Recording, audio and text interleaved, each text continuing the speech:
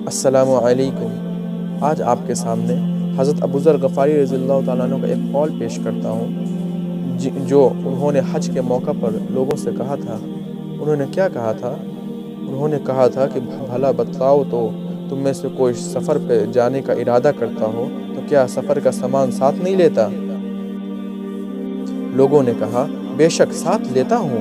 تو آپ نے فرمایا تو پھر یاد رکھو قیامت کا سفر دنیا کے ہر سفر سے کہیں زیادہ لمبا ہے، اور اس سفر کا وہ سامان لے لو جو تمہیں فائدہ پہنچائے گا۔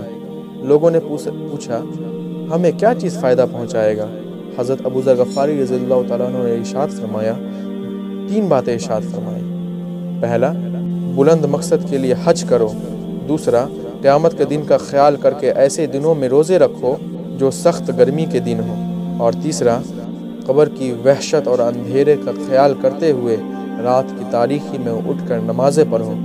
میرے بھائیوں، یہ وہ صحابی ہیں جو اسلام قبول کیے شروعاتی دنوں میں، جب ہمارے نبی اعلانیہ تبلیغ نہیں کرتے تھے، اس ٹائم میں یہ ایمان لائے، اور اس ٹائم میں جب اسلام لے آئے تو کفار مکہ کے سامنے بے جھجک یہ ارشاد فرمایا، اشہد ان لا الہ الا اللہ و اشہد ان محمد عبدہ و رسولہ، کہ میں گواہی دیتا ہوں کہ اللہ کے سوا کوئی معبود نہیں، اور یہ میں گواہی دیتا ہوں کہ محمد صلی اللہ علیہ وسلم اللہ کے رسول ہیں۔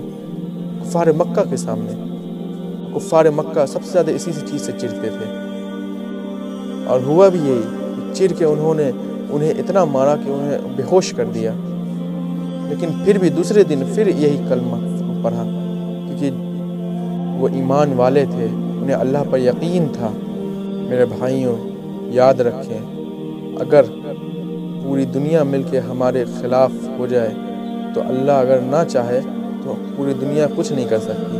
اگر پوری دنیا ہمیں نفع پہنچانا چاہے لیکن اللہ نہ چاہے تو پوری دنیا میں ایک شخص بھی ہمیں نفع نہیں پہنچا سکتا۔ اس لیے ہم اس رب سے مانگے جو ہمیں دیتا ہے، ہمیں پالتا ہے۔ میرا رب کہتا ہے کہ یہ تم عزت کافروں کے پاس ڈھونڈتے ہو تو یاد رکھو کہ ساری کی ساری عزت میرے ہی قبضے میں ہے۔